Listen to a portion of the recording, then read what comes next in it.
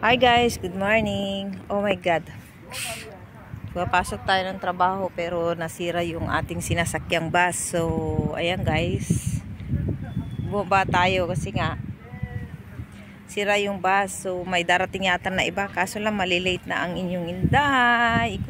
Lobas ako kasi grabing amoy ng mga, alam mo na, mga ibang lahi na hilo ako doon sa loob. So, bumaba ako, sabi ko sa driver, dito ako sa labas, mas masarap yung hangin. So ayan tayo guys, dito tayo sa part ito ng heat, pero bumaba ako, dito tayo, papahangin muna tayo. Yan ang ano dito, tinalang dito tayo nababa, dito tayo na ano, ayan, ganda ng mga bulaklak.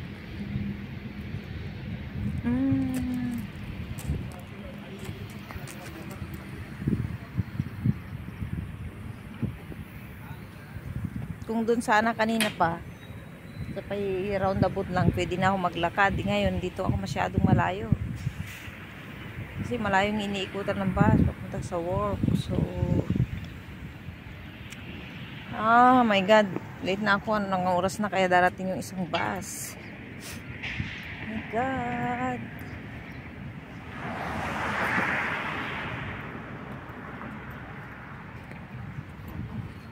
yan guys, oil problem daw yung bus. So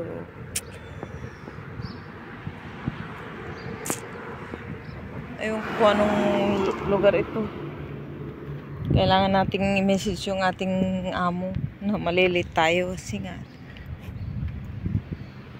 di pa kanina dun sa lulo kasi medyo ininto na lang niya kung naramdaman niya.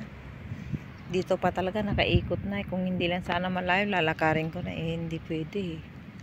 Kung lalakarin ko, mga half hour ko lakarin yan bago ko marating yung work. Ang problema kung anong oras darating yung ano nito, kapalit. Oh my god guys,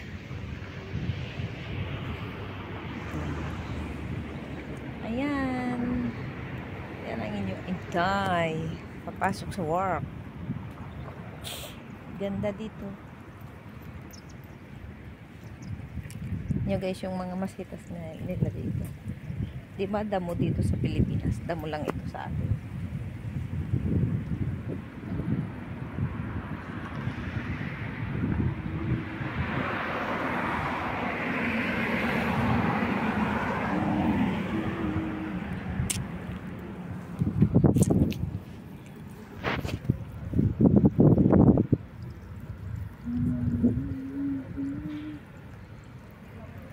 Good morning, good morning.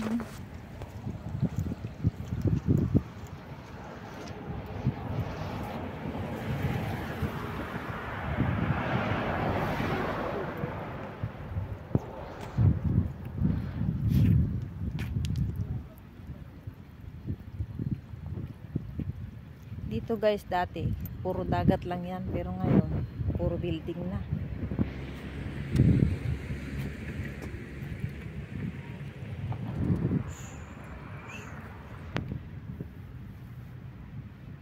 Bago lang ito bagong mga gawang mga bahay. Ha brother, yung driver. What to do?